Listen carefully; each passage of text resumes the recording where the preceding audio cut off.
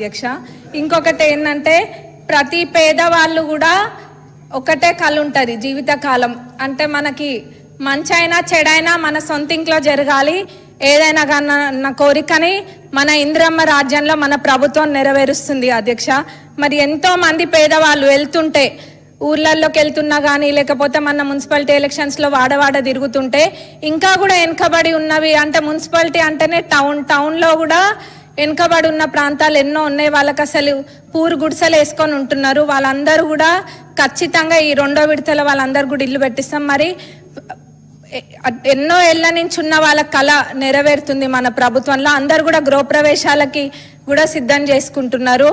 అంటే ఏదో గతంలో లెక్క ఒక్కటి చూపించి 100 మందికి ఆశ పెట్టట్లే మన ప్రభుత్వంలో. ఒక్కొక్క నియోజకవర్గానికి ఆల్రెడీ 3500 ఇల్లు వచ్చినాయి, ఇంకా కూడా రాబోతున్నాయి. ఇదేదో మభ్యపెట్టే కార్యక్రమం కాదు, ఖచ్చితంగా పక్కాగా వస్తున్నాయి. అందరు కట్టుకొని కళ్ళ ముందు కనిపిస్తున్నాయి. గృహప్రవేశాలకు కూడా ఎంతో సంతోషంగా అందరినీ వాళ్ళు ఇన్వైట్ చేస్తున్నారు. అది ఏంటంటే మాటలు చెప్పే ప్రభుత్వం కాదు మనది, చేతలాల్లో చేసి చూపించే ప్రభుత్వం. అది కళ్ళకు కొట్టొచ్చినట్టు కనిపిస్తుంది.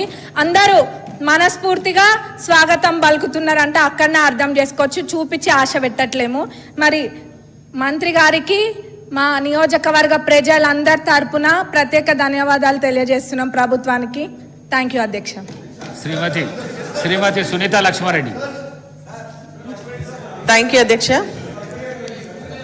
అధ్యక్ష, నర్సాపూర్ నియోజకవర్గంలో నర్సాపూర్ టౌన్లో అధ్యక్ష గతంలో కేసీఆర్ గారు మరి సొంత ఇంటి కళ నిజం చేయడానికి 500 డబుల్ బెడ్రూమ్ ఇండ్లు శాంక్షన్ చేయడం